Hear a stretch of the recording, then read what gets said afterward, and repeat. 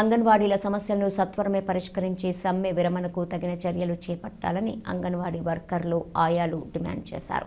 తమ సమ్మెలో భాగంగా అంగన్వాడీలు కడప నగరం రైతు బజార్లోని దుకాణాల వద్ద భిక్షాటన చేసి ప్రభుత్వ తీరుపై నిరసన వ్యక్తం చేశారు. ఈ సందర్భంగా వారు మాట్లాడుతూ 2019లో ఎన్నికల ముందు అంగన్వాడీ టీచర్లకు తెలంగాణ కన్నా అదనంగా 1000 రూపాయలు జీతం పెంచుతానని ప్రకటించారని, నేటికి 4.5 సంవత్సరం గడిచినా పట్టించుకోకపోవటం తగదన్నారు.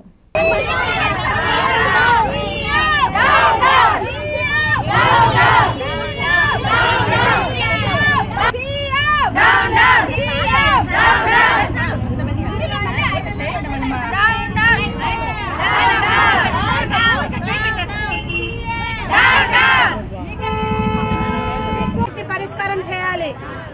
మమ్మల్ని ఆడవాళ్ళని అక్క చెల్లెలని ఈరోజు రోడ్డుకి ఇచ్చి బిచ్చాటన చేసేంత పరిస్థితి ఈ ప్రభుత్వం తీసుకొచ్చింది కాబట్టి మేము ప్రజల దగ్గర బిచ్చాటన చేస్తున్నాం. మాకు సీఎం స్థాయి లేదు కాబట్టి మేము బిచ్చాటన చేస్తున్నాం. మేము కనీసం 26,000 ఇవ్వాలి, మమ్మల్ని పర్మిట్ చేయాలి, గ్రాడ్యుయేట్ ఇవ్వాలి. మా డిమాండ్ అనేది కూడా లేకుండా ఈ ప్రభుత్వానికి సిగ్గుచేటు సార్. 9 రోజులు అదే మహిళలను రోడ్ల పైన వేసి ఈ రోజుకి మాకు ఏమి హామీల గురించి చెప్పలేదు.